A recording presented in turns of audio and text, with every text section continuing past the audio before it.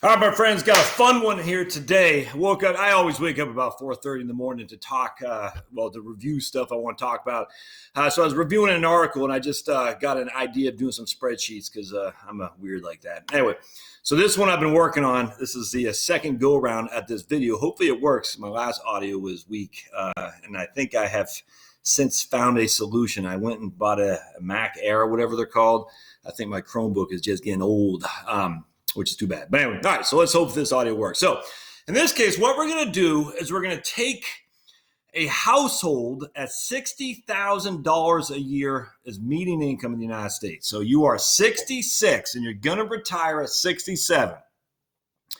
The median household in the U.S. is $60,000 a year. All right, that's the median. 50% make more, 50% make less. That's a good place to start.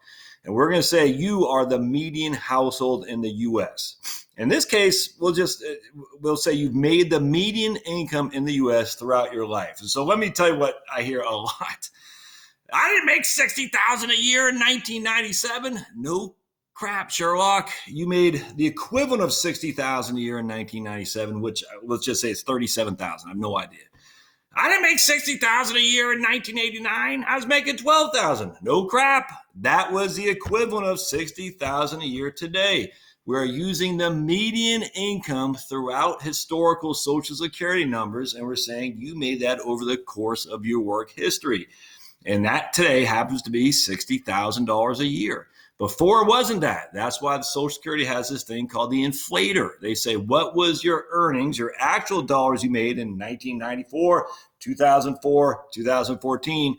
Will inflate those earnings as per your earliest year of eligibility. Now, I'm not going to dive into that here. If you want me to dive into that more, put in the show notes because I've done other videos on it. But, again, I've done 1,000 videos, so it's going to be hard to find. So if you want me to do more on those information, let me know. Just put in the show notes, say, hey, put more on that because on FRA, AIME, how you determine your Social Security amount.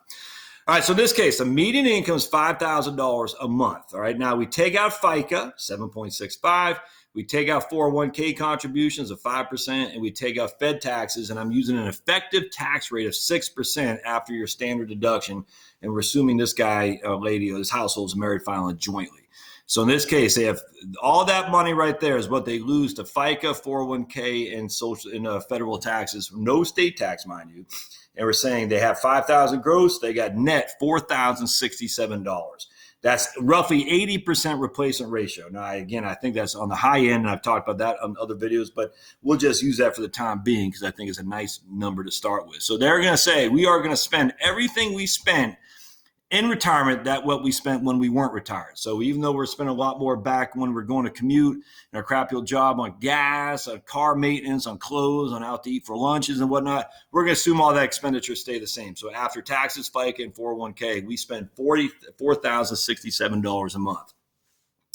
All right, now what happens is we take our median income, we come over here to our AIM, average index monthly earnings, and we have $5,000 as our average index monthly earnings. You take the first bend, that gives us $833 of income we'll receive from Social Security at our full retirement age.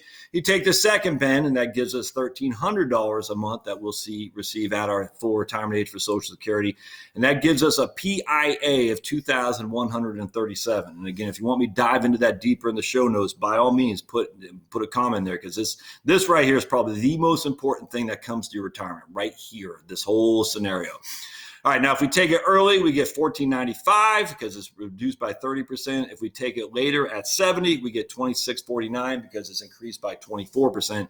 We're going to take it at 67, which is our full retirement age. All right, so now we need $4,068 a year, and we have Social Security at $2,137 a month, So we have a deficit there of $1,930.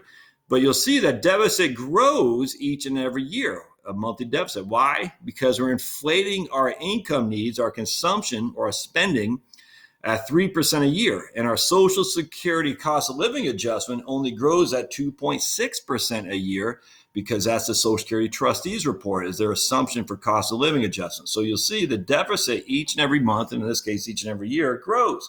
1930 to 1997 a month to 2066 and so on. So we annualize all this stuff, and we have an annualized deficit for that first year in retirement at 67, our full retirement age, of $23,165. We divide that by 0.05 because I use a 5% withdrawal rate. And if you want me to talk about why I'm very, very comfortable with a 5% withdrawal rate, just put that in the show notes, and I will. I'm not going to do it here, but I certainly be happy to do another video on that. And so we take the deficit we need with a 5% withdrawal rate, and we need a portfolio in this scenario of $463,000. All right. Now, if we only got a 5% rate of return, how long will that portfolio last before we're running out of money, given inflation at 3% and cost of living adjustment for Social Security only at 2.6? And the answer is we come down here and it will be exhausted in year 24. So if we're 67 and we get a 5% rate of return, by the time we're 91 years old, we'll have no money left in our portfolio. All right. Now, what if we have a 1.04% rate of return? Let's do that now. In this case, the money is exhausted at right here, year 22. So it'll be 89 if we only got a 4% rate of return year over year. What if we got a 6% rate of return? And we'll be exhausted at year 28. So that'd be 95. So basically 95, 91, and 88, I think, is the 3 years that the money will be exhausted if we had $463,000 and we had to make up the deficit with a 3% inflation on spending and only a 2.6% inflation on income. We'd run out of money basically between 88 and 95. I think 95, right? Or is it 90? 67, 95. All right. So let's just say 90 years old for simplicity. All right. But that's not it though, because what I believe, and I think you should too, and hopefully I've been able to convince you to believe this, is that you actually will have less spending. You're going to consume less each and every year. So in this case, we're going to have our regular inflation at 3% a year, but we're going to reduce our consumption by 1% a year. All right. So basically, we take $4,068 a month as our first year expenditures.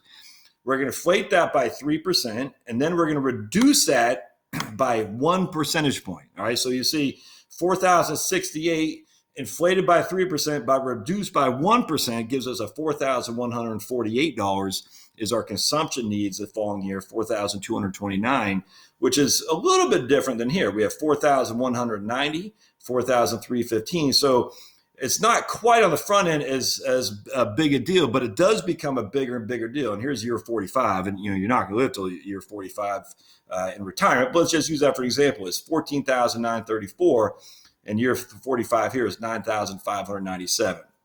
Let's go to year 25, $6,496 in year 25. But if we're not reducing our expenditures, it's $8,268. So you can see, even just with a 1% decline of consumption each and every year, even with inflation at 3%, it can be a pretty significant level of lessened spending, especially as the years go on. The first couple of years, not a big deal, but it certainly becomes more and more of a big deal later. Now, we're still getting a 2.6% cost of living adjustment. So inflation is still eating away at our Social Security cost of living adjustment, but because we're consuming less, and we're not talking significant less, we're just talking 1% a year, each and every year, less than what we did the previous year after inflation kicks in. So we're still spending more in dollars, but it's less relative to what it was if we consume the same amount each and every year adjusted for inflation. I hope that makes sense. So you can see we're spending $4,000 a month in the first year of retirement. We're spending $5,000 a month in year 12 of retirement, whereas before we were spending $5,000 a month in year 8 in retirement. So that's where you can see the difference between the 1% reduction in actual spending even after inflation kicks in. All right, so now we still have the same annualized amount deficit the first year, $23,167. So we still need $463,000 for a portfolio at a 5% withdrawal rate. But now, how long will this last at 5%? So if you scroll down here, and this will be exhausted in year, let's see here, right there, year 36. So we'll be 103 years old when we run out of money at a 5% rate of return if our spending declines by 1% a year. What if we got a 4% return? How long will the portfolio last there? If we got a 4% rate of return, the portfolio would last until we are 29. So what's that? 29 plus 67. What's that? 96. So it'll last until we're 96. And if we got 6% rate of return, and you can see we're not swinging for the fences here in these rates of return, by the way. I think the portfolio will last forever. So we got 6% rate of return. The portfolio will last and for 45 years with still $261,000 left. So what that simply says is if we go back to 5%, if we got 5% a year rate of return, our portfolio will last well until we're over 100 years old, making up the deficits that we need. So if we start with $463,000, we got 5% a year rate of return. It's adjusted each and every year for inflation, but our actual consumption goes down by 1% a year. We're not going to run out of money until we're 103 years old. All right, so let's just say that's a little bit too extreme for you. Like, nah, I don't like that, Josh. I get the idea of reduction in expenditures, but I don't know if I like it 1% a year. So let's say in this case, we're going to reduce it by 5% every 10 years. So our income is going to go by 3% inflation. Our income expenditures, will grow by 3% a year with inflation. So $4,068 until we hit year 9, and there'll be $5,153 a month now. And then in year 10, we're going to reduce it by 5%. So now we're down to $5,042 a month. And then we're going to do the same thing, grow and grow and grow until year 19, we're at $6,578 a month. And then in year 20, it'll go down to $6,437. So remember, it took us from year 1 till year 8 before we passed a $5,000 a month threshold in spending with just an inflated adjusted amount without reduction in spending. It took us to year 12 if we reduced it by inflation, reduced it by 1% a year. And then it took us to year 10, year 8 as well, though, if we reduce it by 5% reduction after 5% reduction after 10 years, if that makes sense. But the issue is the year 8, we still haven't had any reduction. It's only until year 10 it gets reduced back to just above $5,000 a month. So now it's kind of like the middle of the road. We said we like the idea of consumption declining, don't like the idea of it so much declining in the first, like say 10 years, but after year 10, we get that it can decline by, in this case, 5%, even though studies show significantly more than 5%, but we'll just use that for a nice round conservative ballpark number. Then it keeps going with 3% a year for inflation. Then come year 20, it declines by another 5%. And then in year 30, it does the same. Still starting with the same portfolio, $463,000, because it's all premised on how much you need that first year. And now we get a 5% rate of return. When will this portfolio be exhausted? In this scenario, and it's going to be exhausted in year 27. So that's what, you're 94 years old. So in this case, if you only got a 5% rate of return on your portfolio, your portfolio will last until you're 94 years old before it's exhausted. If you got a 4% rate of return on your portfolio, it will last until you're, let's see, right there, 20, it will last until you're 90. All right. And then if you got a 6% rate of return on your portfolio, it will last until you're, right there, 32 years. So if you got 6% rate of return, it'll last until you're 99. If you got a 4% rate of return, it'll last until you're 90. And I forgot what it was if you got 5%. Let's just say 93. So again, you have ample resources to last until you're, literally until you're well in your 90s for sure, depending on the rates of return on your portfolio that you got. Now, I hear some people say, yeah, but you're not factoring taxes, Josh. You got to look at taxes. All right, so let's do the tax thing here. This is actually pretty easy to do because they're saying, hey, Josh, what you're doing here is you're showing taxes coming out of your median income at $5,000 a month, and you're having taxes coming out. You're not having FICA, of course, when you're retired, but you're not having 401k, but you still have to pay taxes to the Fed and to the state once you retire on that income you have. And the answer is no, you don't. Let me show you why. All right, so Social Security is roughly $24,000 a year. All right, your portfolio is roughly $24,000 a year as well. And so what we do is we got to find out provisional income,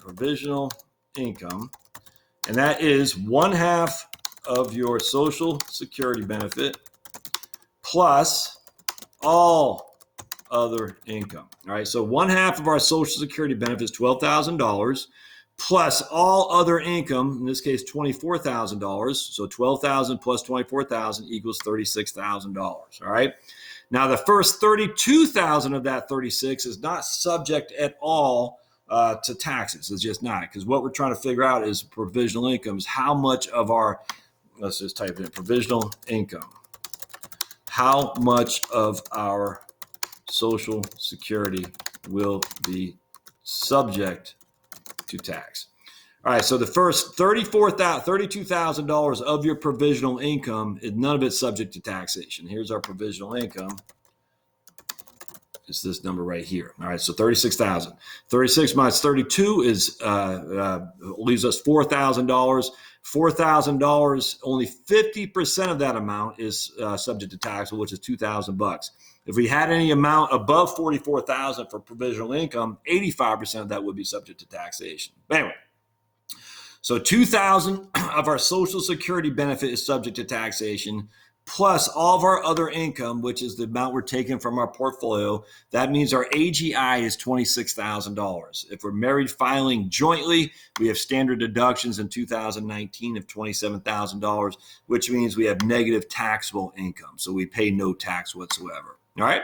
So there you go. That's how much you need if you want to have your portfolio last until your 90s for sure, and you're spending only 80% of what you did in retirement. I'd actually say that's even too high, frankly. But the reason I say that is because lots of studies now are showing about a 60% replacement ratio, which I actually agree with. But at the end of the day, it doesn't matter. It matters what your consumption is. I don't care what this retirement income portfolio is. I care about what you spend. What you spend is the most important issue. And so just saying we need 80% of our pre-retirement income is silly on its face. Why do we say that? Because in this case, I just showed you 80% of our pre-retirement income, but it's meaningless because it only takes into fact taxes, Social Security, 401k contributions. How about other stuff? The commute to Buckhead, the wear and tear on your vehicles, getting your clothes dry cleaned, all the lunches that you eat, all the, the secret Santa parties that you do, all that stuff. You got to factor in that. And we're not doing that here. And even here, we're still showing it's pretty favorable to you when you figure out your actual retirement. Now, some people will say, what? You're telling me I only need $5,000 or $4,000 a month to live on? Man, if you've been living on $5,000 a month before taxes and your debt level hasn't gone up, yes, you only need $4,000 a month, because why would all of a sudden out of nowhere, if you're living on $5,000 gross, will you need $10,000 a month? You never had it before. It doesn't make sense that people say, $5,000 a month is not enough. Well, what are you living on now? $5,000 a month, before or after taxes? Before tax. So you're living on $4,000 a month. Why would you need $10,000, $8,000? It doesn't make sense. So if you're used to a lifestyle of $5,000 a month gross, certainly you can be used to a lifestyle of $4,000 a month net, because you're no longer paying taxes. I would even argue it's probably $3,000 a month instead. All right. So I hope this helps. Actually, I'm just curious. What if we did, instead of this right here, what if we did $3,000 a month? We'll just do a $3,000 a month. We're going to say, let's say you got C5 there, right there. I'm just going to say $3,000 a month. I'm just curious to see what we need there. All right. In that case, we need $207,000, man. I mean, I'll do another video on that later on. All right. Thanks, guys. If you like what you see, subscribe. The 4 S's: subscribe,